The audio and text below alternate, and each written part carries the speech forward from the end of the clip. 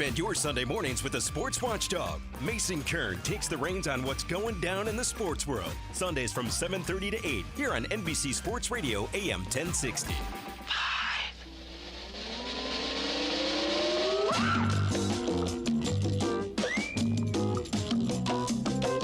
1, 2, 3, 4, 5, 6, 7, 8, 9, 10, 11, 12.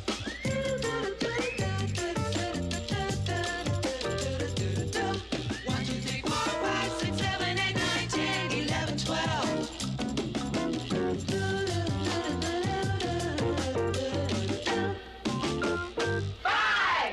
Eli, if you're still listening, hit me up in my DM Instagram at Lance J Radio Network. I am going to send you a pair of Jordans.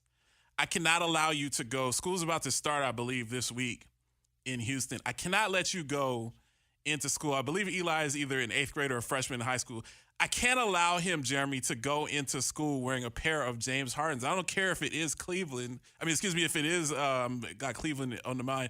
I don't care if it is in Houston. I can't allow that to happen. Like, he's got to have a pair of J's or something that's presentable. I totally agree. And I'll take a pair of J's as well. Thanks, buddy. I don't know about that. We'll have to talk J's offline. for but, everybody. It's just, if you're trying to holler at the young ladies, man, you can't have some Hardens on. I digress, though. Getting into the fact that we're in the summer, we're on the back end of the summer, school's about to start, NFL training camp is going on, and you have the preseason and all of that stuff. You're starting to get the NBA schedules. You're getting into the last of the long, hot summer and kind of the dog days of summer. I had to get out some of my non-sequitur and non-sports takes, and I've been pontificating on this one for a while. I do top 5 dead or alives occasionally. They're the Lance J Radio Network Power Rankings. I will throw in a non-sports topic every once in a while, and I've been wanting to do this one for a while. I've been arguing on Facebook and on Instagram about this. So I'm going to do a top 5 dead or alive on the best cereals in the history. And Jeremy, you're always welcome to be a part of the top 5 dead or alive. You can chime in. I have Ray a is lot not of here. opinions on this. Ray is not here this week. Ray's not feeling well. Her and I were arguing about this all week. But I'm going to do a top 5 dead or alive, best cereals in the history. Now, before I start, I preface it. I grew up in a house where I was not allowed to eat really, really good cereal. My parents didn't want my teeth to rot. They didn't want me to get fat. They actually did the right thing. I grew up eating Basic 4 and Rice Krispies with no sugar, just the real basic stuff. It wasn't until I got to college, and in many ways, it wasn't until I was an adult where I could make my own decisions, where I started having my own cereal, and then subsequently I started having a cavity occasionally and started getting fat. So I guess my parents were right, but we're going to go beyond that. So cue the music. Here's the top 5 dead or alive for cereals, Lance J Radio Network. Number 5, Honey Nut Cheerios. Now, I started by saying that Honey Nut Cheerios embodies what I was allowed to eat. I wasn't allowed to eat cereal with a lot of sugar in it, so we never had any of the real sugary cereals in my house. That just was not an option. Every once in a while, I was able to get my hands on some Honey Nut Cheerios, usually when I was at my grandparents' house. And if you get some Honey Nut Cheerios, it's kind of good for you. You know, it has the bran and all of that stuff that's in Cheerios. You know, it's good for your cholesterol and good for your heart. But it has that splash of honey nut. And if you're me and you're able to sneak, my mom was an avid tea drinker. So we always had honey in the house. And then I would take honey and pour it on the Honey Nut Cheerios, making it a very good breakfast. Also, Kevin Garnett said that Carmelo Anthony's wife, Lala, tasted like Honey Nut Cheerios. So that's another reason that they're the number 5 on the list. Number 4, Frosted Flakes. Now, Frosted Flakes is the quintessential bad for you, sugary, too many grams of sugar, not good for your kids and teeth breakfast. It's basically, you know, it's in the Kellogg's family of cereals. You have Raisin Bran and you have Special K. It's all the same crap. Like, there's no difference between Frosted Flakes and Raisin Bran or any of the other cereals, except for the fact that Frosted Flakes are completely coated end to end in sugar. Now, I wasn't allowed to have Frosted Flakes growing up as a kid. That was like contraband in the house. But once again, Jeremy, if you remember school lunch, school breakfast, Yes, I do. you had those little boxes. They had the little you boxes. get the little boxes. Yeah. So, see, my parents didn't know that when they sent me to school for breakfast, they had the little itty bitty box, and you could pour the milk into the box. Because the bags were coated Exactly. with wax. Exactly. Yeah. Coated in wax, polyurethane bags. So I was able to get my fix occasionally for Frosted Flakes. And that's why Frosted Flakes is my number 4. I wouldn't advise eating that every day. Number 3, I'm going to hit people with a curveball because people aren't going to be expecting this. To me, the third best cereal, and I discovered this cereal as an adult, is Captain Crunch Crunch Berries.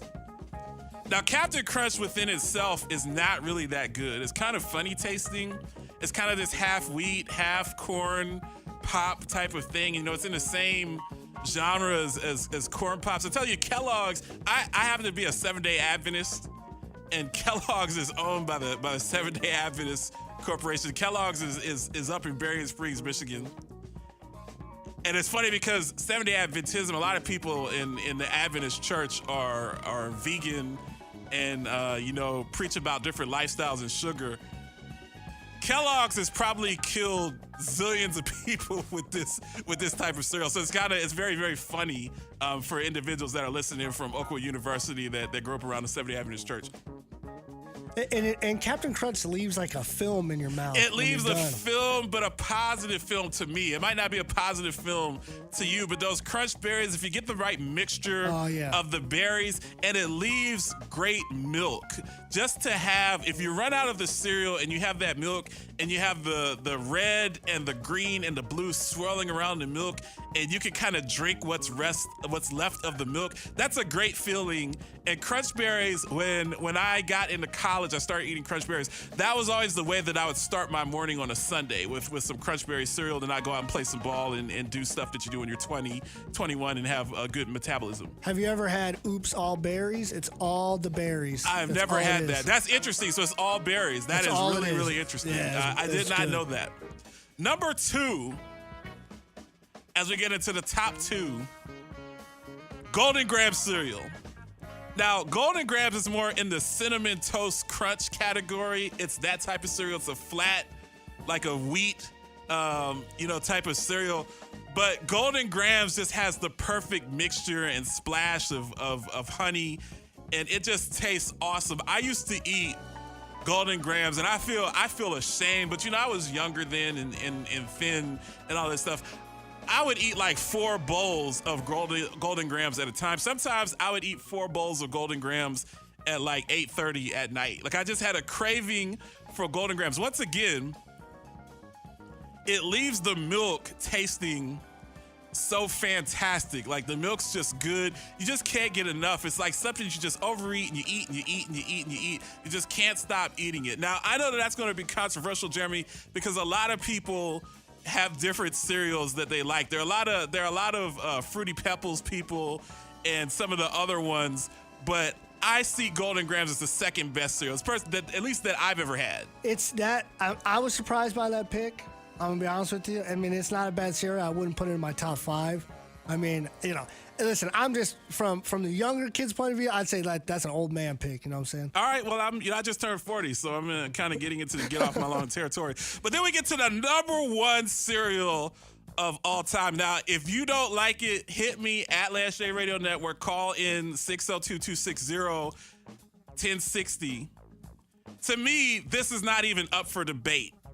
If you disagree with me, you're wrong. There's no, I opened the show talking about, hey, we got to look at different sides of the coin. Darn that.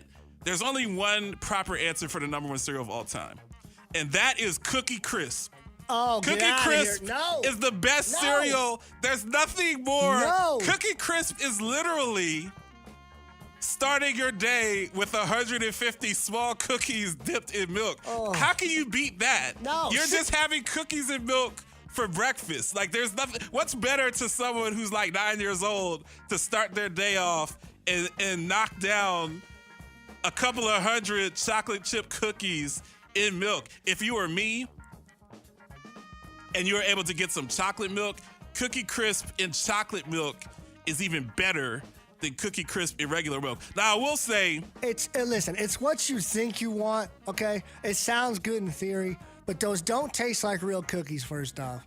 They don't taste like real chopped chip cookies. And it's a ploy. It's a marketing scheme, man. The best cereal of all time is Cinnamon Toast Crunch. Cinnamon Toast Crunch is pretty good. I'm not a big fan of cinnamon. I will say, Jeremy, I love cinnamon, man. I'm all about it. all of these cereals, all jokes aside, I work in healthcare in my day job.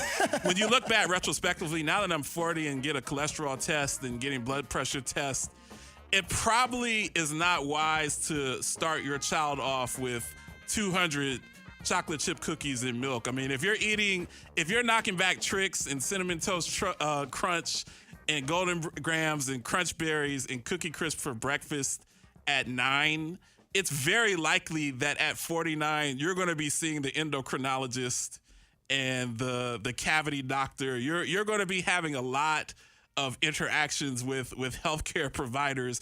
You probably shouldn't eat that stuff, which is why I thank my mother. I know my mother's listening down in Huntsville, Alabama. Thank you, Mom, for not letting me corrupt my own body with that stuff as a kid. You said wait until you're an adult, and then you can eat all of that stuff and make yourself sick. But there are other people that have like a 15 or 20-year head start on eating terrible food than I have.